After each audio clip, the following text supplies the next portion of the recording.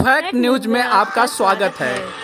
उत्तर प्रदेश के मुख्यमंत्री योगी आदित्यनाथ ने बदमाशों और सोहतों को सख्त चेतावनी दी है। सीएम योगी ने कहा कि अब किसी ने बेटी को छेड़ने की कोशिश की तो वह बच नहीं पाएगा, अगले ही चौराहे पर उसका राम नाम सत्य हो जाएगा। उत्तर प्रदेश के कबीर मगहर महोत्सव के समापन समारोह में सीएम योगी शामिल होने पहुंचे थे।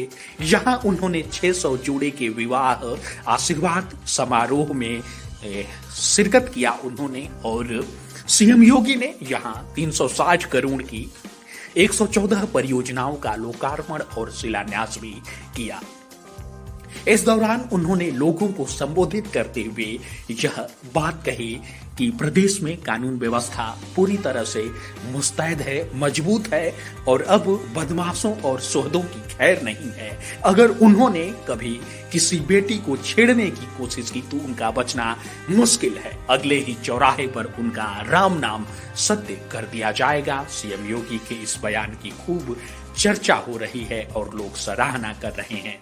बता दें कि मुख्यमंत्री योगी आदित्यनाथ ने सामूहिक विवाह योजना सहित सरकार की अन्य योजनाओं का भी अपने भाषण में जिक्र किया। उन्होंने कहा कि यह सरकार की कल्याणकारी योजनाएं लोगों के जीवन में बदलाव लाने का महत्वपूर्ण कारण बनी हैं। सीएम योगी आदित्यनाथ मगहर में शाम के करीब 3:20 पर कबीर चौराहा पहुंचे। इसके बाद वह संत कबीर के निर्वाण स्थली के मजार व समाधि पर पहुंचकर उन्होंने दर्शन किया। इसके बाद उन्होंने सामूहिक विवाह योजना के तहत विवाह के बंधन में बंधे 600 जोड़ों को अपना आशीर्वाद भी दिया।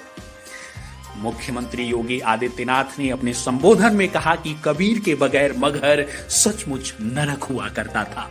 कबीर के बारे में यह मान्यता थी कि मगहर में जाने से जो है ऐसा कहा जाता था कि नरक मिलता है।